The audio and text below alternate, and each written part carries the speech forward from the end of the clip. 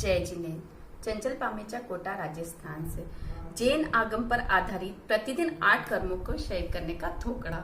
अहो भगवान, श्रावक श्राविकाओं का लक्ष्य क्या है? श्रावक श्राविकाओं का लक्ष्य है मोक्ष प्राप्ति। अहो भगवान, मोक्ष प्राप्त कैसे कर सकते हैं?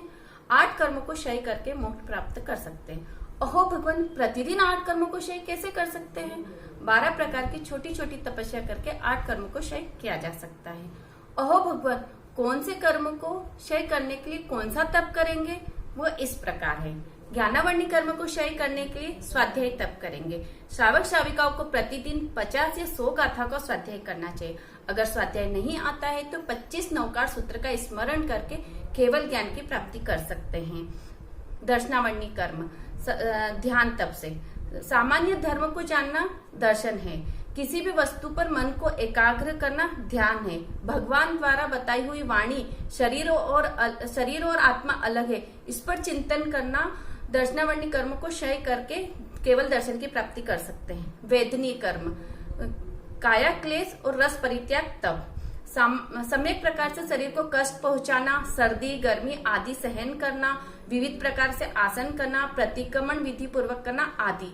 1 विघय का या 6 रस का त्याग करके आमिल निवि तप करके वेदनी कर्म को क्षय करके अभ्याव्यक्त सुख की प्राप्ति कर सकते हैं।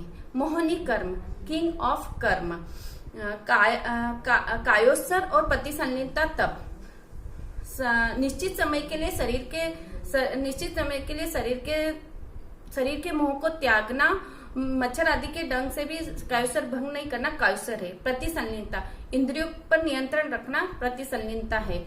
निंदा चुगली आदि पर ध्यान नहीं लगाना, अपनी प्रशंसा नहीं सुनना, क्रोध मान माया लोभ पर नियंत्रण करना।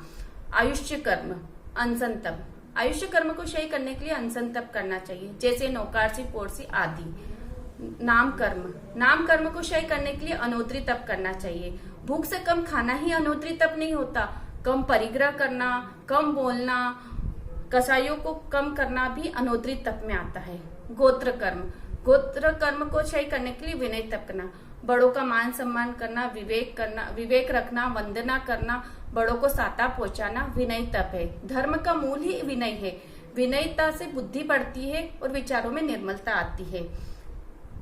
अंतराय कर्म को क्षय करने के लिए वैवाच्य करना चाहिए, गोचरी आदि करवाना चाहिए। गुरु भगवंत को गोचरी पे ले जाना, घर दिखाना, गोचरी विहार में साथ जाना आदि अंतराय कर्म को क्षय करते हैं। स्वयं भी गोचरी दया करे, अगर नहीं कर सकते तो अपने निमित्त से बनाए हुए भोजन को गर्म कर नहीं खाएं।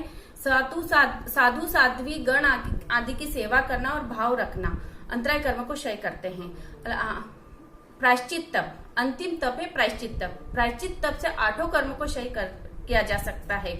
हमारे आगमों में अनेकों ऐसे उदाहरण है। सिर्फ प्रायश्चित तप करके केवल ज्ञान और मोक्ष की प्राप्ति करिए, जैसे सती चंदन बाला, मृगावती जी, एवंता मुनि।